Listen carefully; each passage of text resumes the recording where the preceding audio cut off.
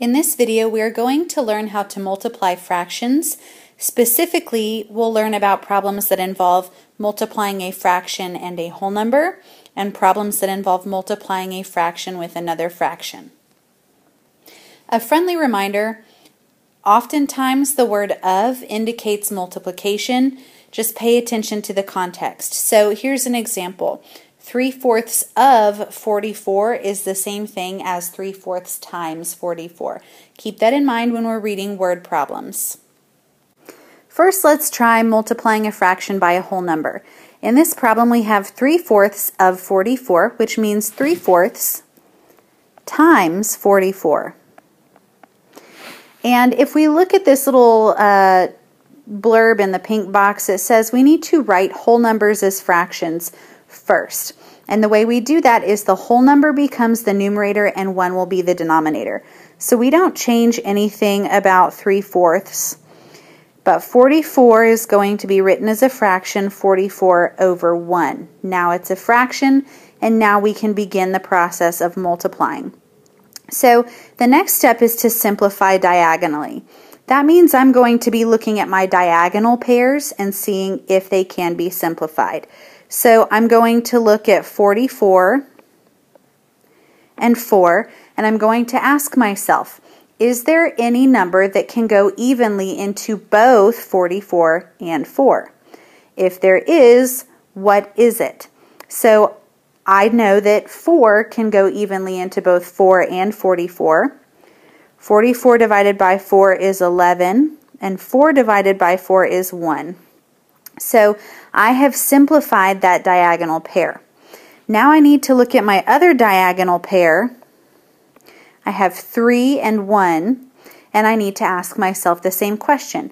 Is there any number other than 1 that can go evenly into both 3 and 1? And the answer for this diagonal pair is no. There is no number other than 1 that goes evenly into both numbers. So I'm just going to go ahead and write the same numbers outside of my little bubbles. And now I'm going to multiply straight across. So I'll do numerator times numerator, 3 times 11, which gives me 33. And then I do denominator times denominator, which is 1 times 1, and that gives me 1. So I have 33 over 1. Our last step is to simplify our answer and to change improper fractions back to mixed numbers if we have any improper fractions, which here we do. We have 33 over 1, which is simply 33, right? Because 33 divided by 1 is 33. Let's try another one. 7 times 1/3. So again, my first step is to write the whole numbers as fractions. The whole number becomes the numerator, so 7 becomes the numerator. 1 is the denominator, and then times 1/3. So now I want to look at my diagonal pairs and simplify if I can.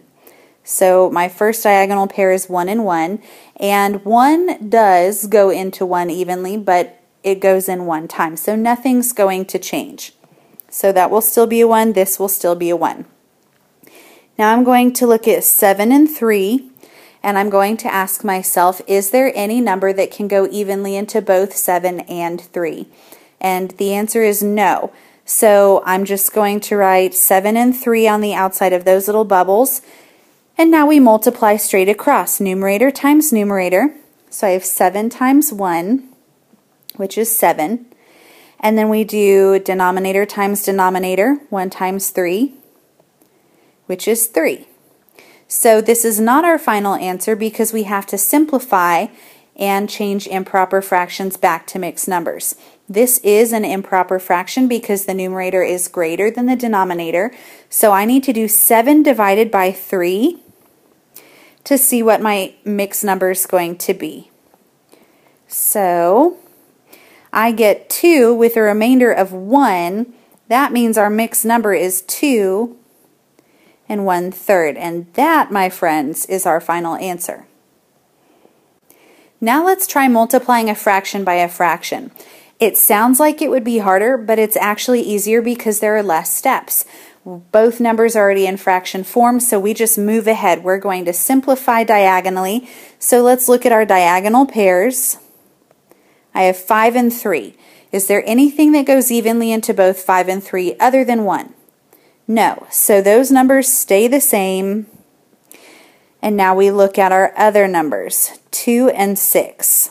Is there anything that goes evenly into both 2 and 6 other than 1? Yes, 2 goes evenly into both 2 and 6. 2 divided by 2, is 1. And then 6 divided by 2 is 3. So now I've simplified diagonally, and we just multiply straight across at this point. Numerator times the numerator, which is 1 times 5, and that gives us 5. And then denominator times the denominator, 3 times 3, which is 9. And then our last step is to simplify the answer or change any improper fractions back to mixed numbers. And as I look at this fraction, I notice it's already in simplest form.